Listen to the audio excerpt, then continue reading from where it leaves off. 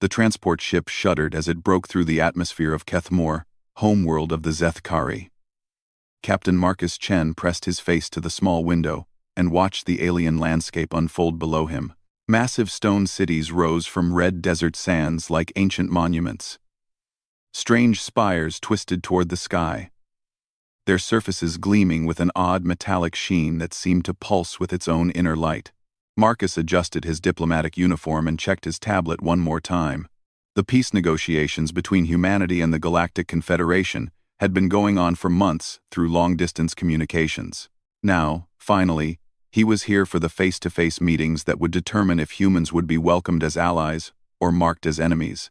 The Zethkari were the most powerful warrior clan in this sector of space. If Marcus could win them over, the rest of the Confederation would likely follow. If he failed, humanity might find itself at war with forces they barely understood. The ship landed with a heavy thud on a platform carved from black stone. Marcus gathered his few belongings and stepped out into the alien world. The air was thin and dry, tasting of metal and strange spices. 2 Zethkari warriors waited for him at the base of the landing ramp. They were impressive beings, standing nearly 8 feet tall with broad shoulders and arms that looked like they could crush steel. Their skin had a bronze color with darker markings that formed complex patterns across their faces and necks. Both wore armor that seemed to be made from the same strange metal as the city spires, and each carried a sword that gleamed with an inner light. "Human Marcus Chen," said the taller warrior in heavily accented English. "I am Kethval. This is Mordine. We will take you to clan leader Veltara." Marcus nodded politely. "Thank you for the welcome. I hope our talks will be productive." "Nah." Kethval made a sound that might have been a laugh. "We shall see, small one. We shall see." They walked through the city streets, and Marcus tried not to stare at everything around him.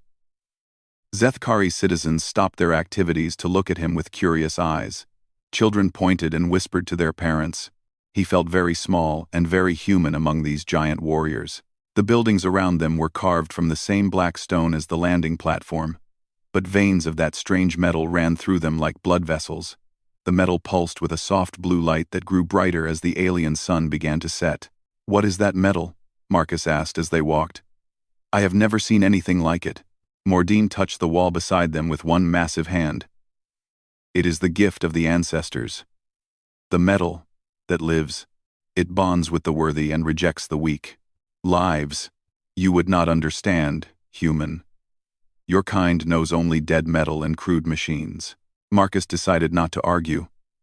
He was here to make peace, not to defend human technology. Still, he wondered what they meant by metal that lived. The palace of clan leader Veltara rose before them like a mountain. Its walls were covered in the living metal, which pulsed faster as they approached. Zethkari guards stood at attention as they passed, their swords humming softly at their sides. Inside the palace, the walls were decorated with battle scenes carved in relief. Warriors with blazing swords fought strange creatures with too many teeth. Ships burned in space while heroes stood victorious on alien worlds. It was clear that the Zethkari took great pride in their military history. They entered a great hall, where a dozen Zethkari elders sat in a semicircle around a raised platform. On the platform sat Veltara, clan leader of the Zethkari. She was smaller than the warriors who had escorted him, but Marcus could feel the power radiating from her like heat from a fire. Her armor was more elaborate than the others, covered in symbols that seemed to move in the flickering light of the living metal. Her sword lay across her knees, its blade glowing brighter than any he had seen so far. "So," Veltara said, her voice carrying easily across the hall. "This is the human who thinks his weak species deserves a place among the warriors of the Confederation." Marcus stepped forward and bowed slightly, as his briefings had instructed. "Clan leader Veltara, I am honored to meet you. I come seeking friendship between our peoples." "Friendship," she repeated, as if tasting a strange word. "What can humans offer the Confederation? You have no great warriors. Your ships are slow and clumsy. Your weapons are primitive. Why should we not simply conquer your worlds and add them to our territory?" The question hung in the air like a challenge. Marcus had prepared for this moment, but facing the actual hostility was different from reading reports. "Because we offer something different," he said carefully. Humans are good at solving problems in new ways. We adapt quickly to changing situations. We work well with other species. One of the elders laughed, a harsh sound that echoed off the stone walls. Adaptation? Problem solving? These are the skills of merchants and engineers, not warriors. Sometimes, Marcus replied. The greatest victories come from thinking differently about a problem. Veltara leaned forward in her chair. Pretty words, human. But words mean nothing when blades are drawn and blood is spilled. The Confederation faces real threats. We need allies who can fight, not talk. Then test me, Marcus said, surprising himself with his boldness. If you need to know that humans can be warriors, then test me. The hall fell silent. The elders exchanged glances with expressions that Marcus could not read. Veltara studied him for a long moment, her eyes like chips of dark stone. You would submit to the trials of a Zethkari warrior? If that is what it takes to prove that humans are worthy allies, then yes. Veltara stood slowly, her sword sliding from her knees to hang at her side. Very well. Human Marcus Chen. Tomorrow, when the sun reaches its peak, you will face the binding of spirits. If you survive with honor, we will speak of alliance. If you fail, she shrugged, then your species will need a new diplomat. Marcus felt his mouth go dry, but he nodded. I accept. As the guards escorted him to guest quarters, Marcus wondered what he had just agreed to. The binding of spirits sounded ominous. And from the expressions on the faces around him, it was clearly not something most beings survived. But there was no turning back now. Tomorrow would determine not just his fate, but the future relationship between humanity and the most powerful warrior clan in known space. In his room that night, Marcus stared out at the alien stars and tried to prepare himself for whatever test awaited him.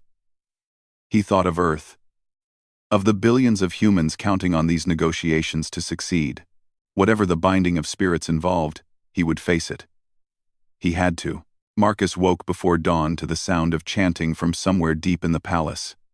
The alien words rose and fell in a rhythm that seemed to match his heartbeat. He dressed in his diplomatic uniform and tried to eat the strange breakfast that had been left for him, but his stomach was too tight with nervousness. A young Zethkari servant came to escort him to the ceremonial chamber. She was smaller than the warriors, but still stood a head taller than Marcus. Her bronze skin bore the same intricate markings he had seen on the others, but hers seemed to glow faintly in the morning light. Are you ready, human? She asked in careful English. As ready as I can be, Marcus replied. Can you tell me what to expect? She shook her head. It is not my place to speak of the sacred rituals. You will understand soon enough. They walked through corridors lined with more of the living metal. This morning it pulsed faster, as if excited by what was to come. Other Zethkari they passed stopped to stare at Marcus. Some looked curious. Others seemed almost sad, as if they were watching a man walk to his execution.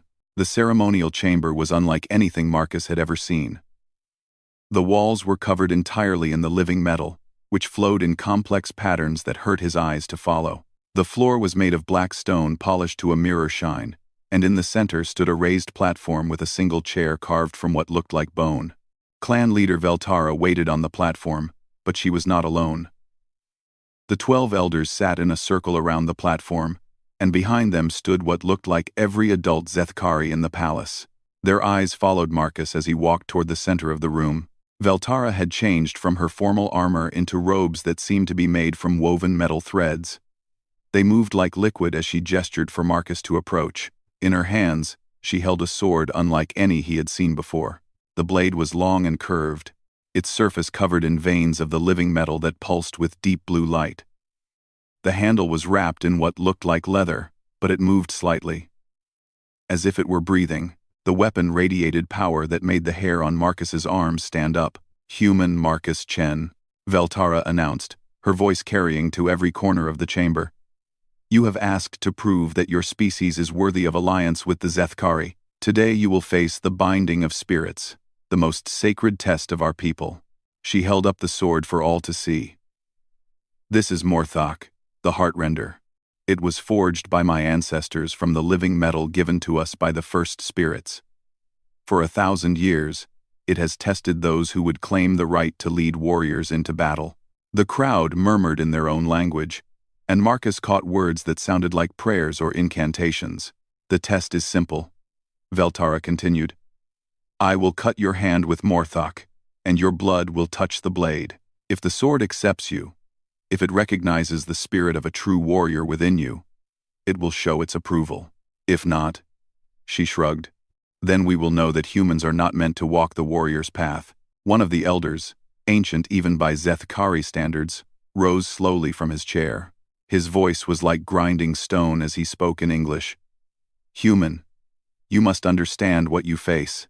In all our history, only true Zethkari warriors have been able to wake the full power of the living metal. Many have tried. All others have failed. What happens to those who fail? Marcus asked. The blade remains cold and dead in their hands, the elder replied. They are marked as unworthy, and their people are never trusted by the Zethkari again. Veltara stepped closer to Marcus, the sword humming softly in her hands. Are you certain you wish to proceed? There is no shame in admitting that your species is not meant for war. You could be valuable allies in other ways. Marcus looked around the chamber at the hundreds of alien faces watching him. He thought of Earth, of the humans who had never known that alien civilizations existed until a few months ago. If he failed here, humanity might face conquest, or worse. I am certain, he said. Veltara nodded slowly. Then let us begin. Give me your hand. Marcus extended his right hand toward her. His palm was sweating, but he tried to keep it steady. Veltara took his wrist gently but firmly in her free hand. Her skin felt warm, almost feverish. The spirits of our ancestors watch this moment, she said, raising the sword. Let them judge what they see. The blade came down swiftly but carefully across Marcus's palm. The living metal was sharper than anything he could have imagined, cutting through skin, as if it were water. Pain shot up his arm, but he managed not to cry out. Blood welled from the cut and began to drip toward the floor. But before it could fall, Veltara angled the sword so that the drops landed on the flat of the blade near the handle. For a moment, nothing happened. The blood simply sat on the metal surface like red drops on ordinary steel. Marcus held his breath, waiting. Then the chamber erupted in shocked gasps and cries. The living metal veins in the sword began to glow brighter, much brighter than they had before. The blue light spread from where the blood had touched, racing along every vein and channel in the blade. But this was not the soft blue glow Marcus had seen before. This was brilliant, blazing white light that filled the entire chamber and made everyone shield their eyes. The sword hummed, then sang, then roared with a sound like rushing wind. The veins of living metal in the walls began to pulse in rhythm with the blade, as if the entire room was responding to some ancient call. Veltara stared at the sword in her hands with an expression of complete shock. The weapon pulled at her grip as if it were trying to fly, and streams of energy flowed up and down the blade like liquid lightning. This is not possible, she whispered, but her words were lost in the roar of power filling the chamber. One by one, the elders rose from their chairs and dropped to their knees. Then the warriors behind them began to kneel as well, their faces filled with awe and something that looked like fear. Marcus watched in confusion as hundreds of proud Zethkari warriors prostrated themselves before him. The sword in Veltara's hands blazed like a star, and he could feel its energy washing over him like warm sunlight. What is happening? He asked, but no one seemed able to answer. The ancient elder who had spoken before struggled to his feet and approached the platform on shaking legs. His eyes were wide with wonder as he stared at the blazing sword. The prophecy, he breathed. The old words speak truth. The Forgeborn have returned to us at last. Veltara slowly turned to face Marcus, the impossible sword still blazing in her hands. Human, she said, her voice barely audible over the weapon's song. What are you?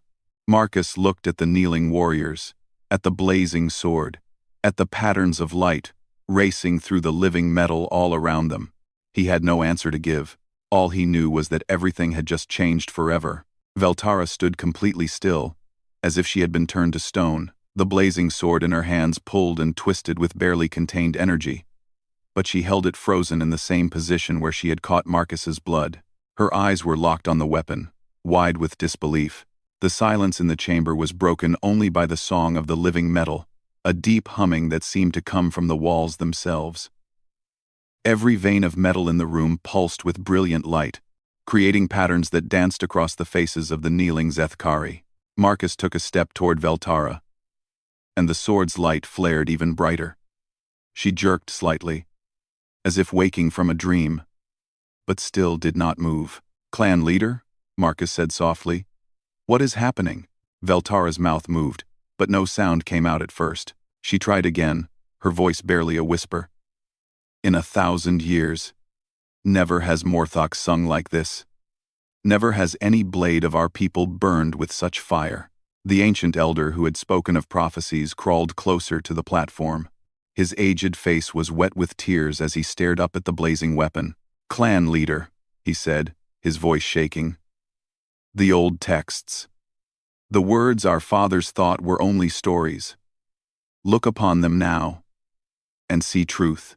Other elders began to speak, their voices overlapping as they quoted ancient verses in their own language. Marcus could not understand the words, but he heard reverence and fear in equal measure.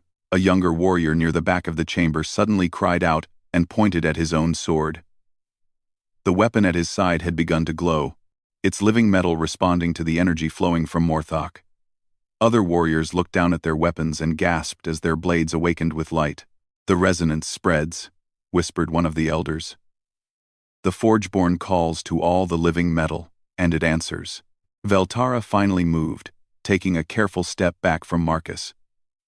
The sword in her hand seemed reluctant to leave his presence, its light dimming slightly as the distance between them increased. "Human," she said, and for the first time since Marcus had met her, she sounded uncertain. "Hold out your hand again." Marcus extended his bleeding palm toward her. The moment his hand came closer to the sword, the weapon exploded with renewed brilliance. Light poured from every vein in the blade, and the singing of the metal became so intense that some of the Zethkari pressed their hands to their ears. "By the spirits of our ancestors," Veltara breathed. "It knows you. It recognizes something in your blood, in your very being, that it has been waiting for." Marcus stared at the incredible weapon. "I do not understand. What does this mean?" Before Veltara could answer, another voice spoke from the crowd of kneeling warriors. It was Kethval, one of the guards who had escorted Marcus from his ship. The massive warrior's voice was filled with wonder. "Clan leader, my blade sings as well, as do the weapons of my brothers. The human's presence awakens all the living metal." More voices joined his as warriors throughout the chamber reported the same phenomenon. Swords that had shown only faint glimmers of light for their wielders now blazed with power. The metal veins in the walls pulsed faster and brighter, as if the entire palace had come alive. Veltara slowly lowered the sword until its point touched the stone floor. Even then, it continued to burn with light that cast strange shadows throughout the chamber. "I must ask you again, human Marcus Chen," she said formally. "What are you? What is your species that the ancestral gifts respond to you as they have never responded to any being in our recorded history?" Marcus shook his head helplessly. "I am just a man. A diplomat trying to make peace between our peoples. I have no special powers or abilities." "You lie," said another voice from the crowd, but it was not spoken in anger. It was Mordine, the other guard from the landing platform. "No ordinary being could wake the deep songs of the living metal. You must be something more." The ancient elder struggled to his feet again, leaning heavily on a staff that Marcus noticed was also made from living metal, and now glowed softly. "The prophecies speak of the Forgeborn," he said, his old voice carrying clearly through the chamber. "Beings who would come from distant stars when the galaxy faced its greatest need. They would carry the spark that could truly awaken the gifts of our ancestors." "Prophecies are stories," Veltara said, but her voice lacked conviction as she stared at the blazing sword in her hands. Tales told to children to teach them reverence for the old ways. Are they? The elder asked. Look around you, clan leader. See how every piece of living metal in this sacred place burns with light. Feel the power that flows through the air itself. If this is not the fulfillment of prophecy, then what is it? Veltara had no answer.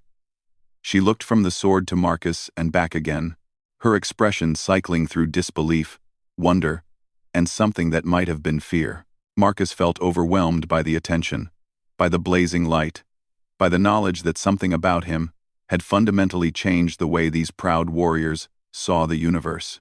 The cut on his palm still bled, and he pressed it against his uniform to stop the flow. The moment his blood-covered hand moved away from the vicinity of the sword, the weapon's light began to fade. It did not go dark, but the brilliant white fire dimmed to a more manageable glow. The other weapons in the chamber dimmed as well, and the singing of the metal became a softer hum. Distance matters, observed one of the elders. The closer the human comes to the living metal, the stronger the response. Veltara nodded slowly. This changes everything, she said, and Marcus could hear the weight of implications in her voice. If you truly carry this gift, if you can awaken the full power of our ancestral weapons, what does it mean for the negotiations? Marcus asked. For peace between our peoples? Veltara looked at him for a long moment, then deliberately knelt on one knee before him. The gesture sent a ripple of shock through the chamber. For a Zethkari clan leader knelt before no one, except in the most sacred ceremonies. Human Marcus Chen, she said formally. There will be no negotiations. There will be no careful discussions of terms and conditions. Your people have just proven that you are not merely potential allies. She raised her head to meet his eyes. You are the key to powers we have lost for countless generations. You are the answer to prophecies we thought were myths. The Zethkari do not negotiate with the Forgeborn. Marcus felt his heart racing. Then what happens now? Wine. Veltara stood and held the still glowing sword out to him. Now, human Marcus Chen, we learn what your species can truly do when given the weapons of the ancestors to wield. As Marcus reached out to take the blade, every piece of living metal in the chamber began to sing once more. The sword felt warm in Marcus's hands, like holding a piece of the sun. The living metal hummed against his palms, and he could feel energy flowing through the weapon as if it were an extension of his own body. When he moved the blade, trails of light followed its path through the air. Veltara led him from the ceremonial chamber to a smaller room deep within the palace. The walls here were covered with ancient carvings and symbols that hurt to look at directly. The elders followed them, their faces still showing amazement at what they had witnessed. Sit, Veltara said, gesturing to a chair carved from black stone. There are things you must know, things we have hidden even from ourselves for too long. The ancient elder, who Marcus learned was called Kethmore, approached one of the carved walls. He placed his withered hand against a section of symbols, and they began to glow with the same blue light as the living metal. These are the oldest records of our people, Kethmore said, written in the time when we still had contact with our makers. Makers? Marcus asked. We were not always warriors, Veltara explained. Long ago, we were simple people living on a world of sand and stone. Then came the Veiltar. The symbols on the wall shifted and changed, forming pictures that moved like ancient videos. Marcus saw tall, graceful beings with elongated limbs and faces that seemed to be made of starlight. They carried tools and weapons that blazed with the same energy he now felt in the sword across his knees. The Veiltar were old beyond counting, Kethmore continued. They had traveled between the stars since before our sun was born. But they were dying, their numbers growing smaller with each passing age. The moving pictures showed the star beings teaching primitive Zethkari how to forge the living metal, how to shape it into weapons and tools. The early Zethkari watched with the same wonder that Marcus had seen in the ceremonial chamber. They gave us their knowledge, Veltara said, taught us to work with the living metal, to bond with it through blood and spirit. But they warned us that we would never be able to use their gifts to their full potential. Why not? Marcus asked. Kethmore touched another section of the wall. The symbols changed again, showing complex diagrams that looked almost like electrical circuits. But these circuits seemed to be running through living tissue, through veins and nerves. The Veil Tar tried to explain, the old elder said. But we did not understand their words about energy patterns and neural frequencies. They spoke of bioelectricity and resonance fields, concepts that had no meaning to us. Marcus studied the diagrams more carefully. As an engineer, he could see what the ancient Vethtar had been trying to show the primitive Zethkari. The patterns looked like neural pathways, like the electrical activity of a living brain. They were trying to tell you that the living metal responds to specific types of electrical signals, he said slowly. Signals generated by the nervous system. The elders stared at him in surprise. You understand the ancient diagrams? Kethmore asked. Some of them, Marcus replied. My species has learned to work with electrical systems. We use electricity to power our machines, to send information across great distances. Our brains work by sending electrical signals between nerve cells. Veltara leaned forward. The Veltar said that one day, beings would come who carried the proper resonance in their very bodies. They called these beings the Forgeborn, those who could awaken the true power of the living metal. The wall symbols shifted again, showing star maps and what looked like mathematical formulas. Marcus recognized some of the patterns as equations, dealing with electromagnetic fields and neural activity. They left us prophecies, another elder said.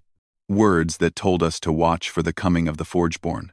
We thought they meant other Zethkari who would be born with special gifts. But no Zethkari ever awakened the full power, Marcus observed. Never, Veltara confirmed. Even our greatest warriors could only make the living metal glow weakly. We thought this was normal, that the legends of blazing weapons were just stories made greater by time. Marcus looked down at the sword in his hands, which still pulsed with brilliant light. What happened to the Veiltar? Where did they go? Kethmore touched the wall again, and the symbols showed images of the star beings gathered around great ships that seemed to be made of living metal themselves. They were departing, leaving the Zethkari homeworld behind. They said their time was ending, the elder explained, that they had to return to the spaces between stars. But they promised that the Forgeborn would come when the galaxy faced its greatest need. Greatest need? Marcus repeated. Veltara's expression grew serious. You do not know of the Shadow War. Ninth. Shadow War. For the past 50 years, the Confederation has been under attack by beings from another dimension. They come through tiers in space itself, creatures that our normal weapons can barely harm. We call them the Void Touched. Marcus felt a chill run down his spine. The threat you mentioned before, traditional weapons do little damage to them, another elder explained. Their bodies exist partially outside our reality. But the living metal weapons of our ancestors could harm them, though even we could not use them at full power. Understanding began to dawn on Marcus. You think this is why humans can awaken the weapons? Because we are meant to fight these creatures? The timing cannot be coincidence, Veltara said. Your species appears just as the Void Touched grow bolder in their attacks. And you carry the resonance that awakens our ancestral weapons to their true power. Marcus stood up, the sword moving with him like it belonged in his hands. If this is true, if humans really can use these weapons effectively against the invaders, then we need to test it. I know. Test it how? Do you have other weapons here? Other pieces of living metal that I could try? Kethmore nodded eagerly. The armory holds weapons that have not sung for 1,000 years. Blades and tools forged by the Veiltar themselves. As they walked toward the armory, Marcus's mind raced with possibilities. If humans really could awaken ancient alien technology, it changed everything about humanity's place in the galaxy. They were not just another species seeking alliance. They were a key that could unlock powers that had been sleeping for millennia. The armory was a vast chamber filled with weapons of incredible beauty. Swords, spears, axes, and tools that Marcus could not identify lined the walls. All were made from the living metal, and all began to glow as he entered the room. He approached a great two-handed sword mounted on the wall.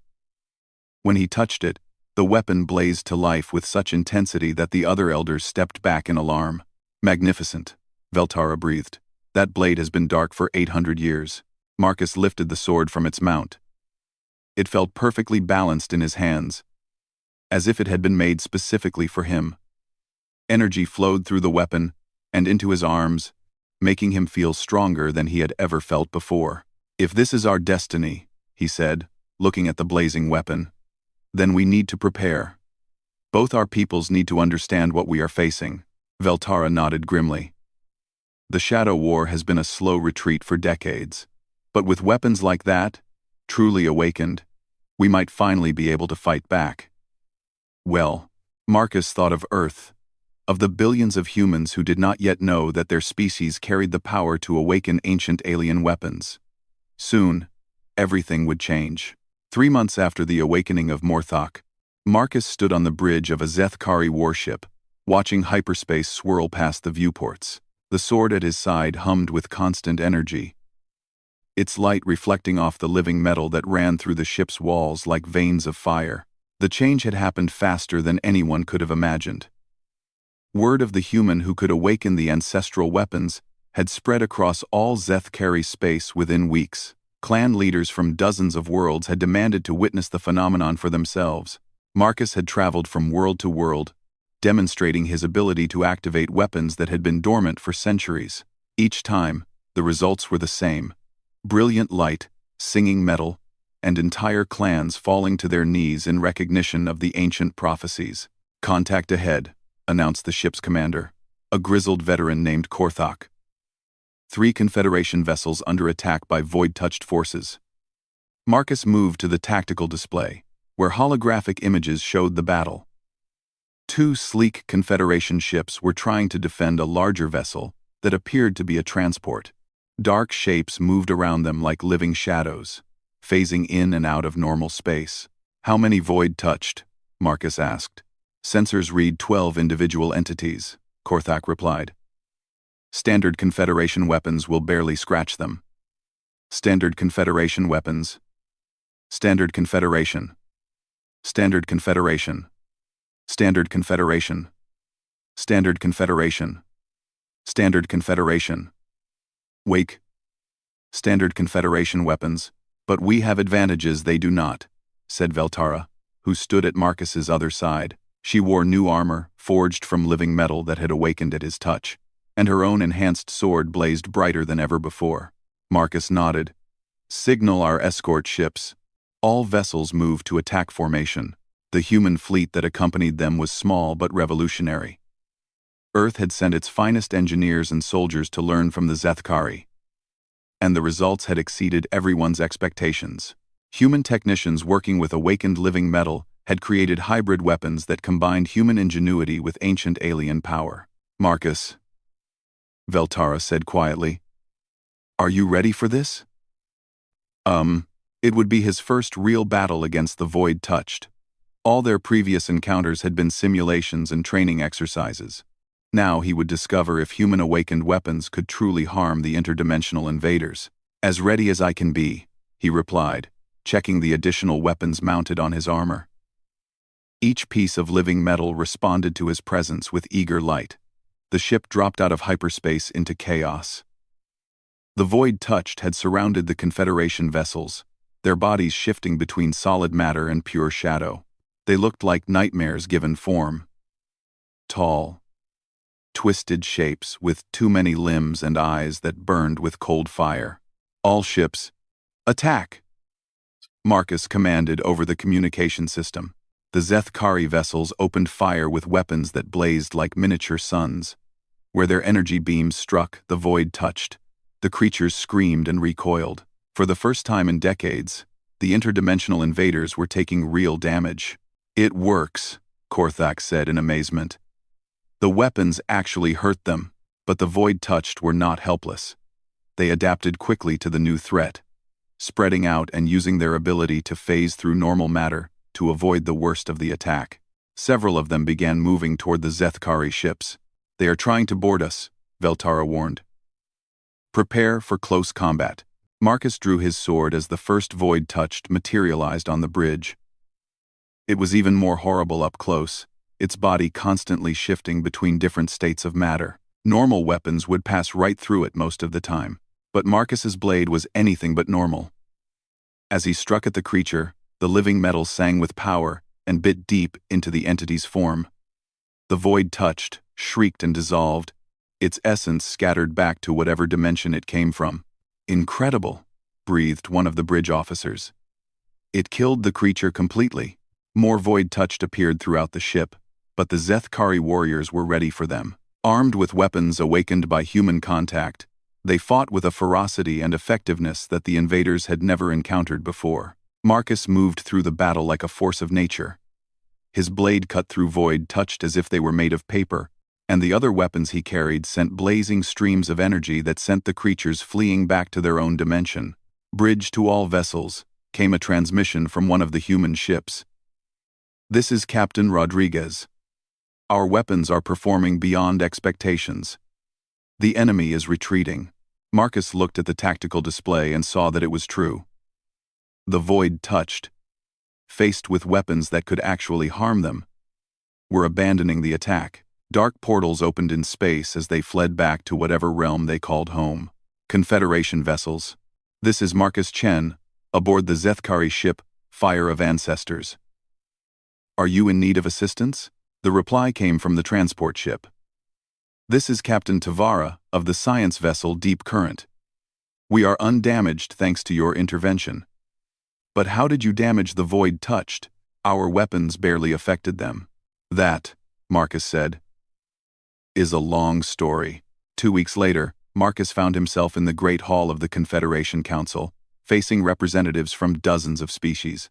The sword at his side drew stares from beings across the galaxy as he prepared to address the assembly. "Honored representatives," he began. "Humanity requests formal admission to the Galactic Confederation." The Altarian ambassador, a tall being with silver skin and multiple arms, leaned forward. "Your species has been under consideration for months, Human Chen. But recent events have accelerated our timeline." "You mean the Shadow War?" Marcus said. "Indeed. Reports from across the galaxy tell of human Zethkari joint operations, achieving victories that seemed impossible just months ago. The void touched are retreating from sectors they have controlled for decades." A new voice spoke from the assembly. It was Admiral Zextar of the Confederation fleet, a massive being that looked like a cross between a bear and a lizard. "But we must understand what we are dealing with. How is it possible that humans can awaken these ancient weapons when no other species can?" Marcus had been expecting this question. "Our scientists have been working with Zethkari scholars to understand the phenomenon. It appears that human neural activity produces electrical patterns that resonate with the living metal technology of the ancient Veiltar. And you believe this makes humans the forgeborn of Zethkari prophecy?" "I believe it makes humans one piece of a larger puzzle," Marcus replied. "The Veiltar left their technology across the galaxy. Not just with the Zethkari. If we can awaken their weapons, we might be able to awaken other devices as well." The implication sent a ripple of excitement through the assembly. Ancient Veiltar sites had been found on dozens of worlds, but their technology had remained dormant for millennia. "What do you propose?" asked the Altarian ambassador. "A new kind of alliance," Marcus said. "Human engineers working with alien scientists to unlock the secrets of Veiltar technology. Joint task forces using awakened weapons to push back the void touched. A coordinated effort to explore what the ancients left behind." Admiral Zextar stood, his massive form imposing even in the vast hall. "The Confederation has fought a losing war for 50 years. If humanity can truly change that, then we must act quickly," finished the Altarian. "The void touched grow bolder each day. They sense that something has changed in the balance of power." Marcus nodded. "Which is why I propose we establish joint training centers immediately. Human volunteers working with Confederation forces to spread the use of awakened weapons as far and as fast as possible." Veltara, who had been standing silently behind him, stepped forward. The Zethkari pledge our full support to this alliance. The humans have proven themselves worthy, not just of friendship, but of leadership in this new phase of the war. The vote was unanimous. Within minutes, humanity had gone from potential members of the Confederation to essential partners in the greatest military alliance the galaxy had ever seen.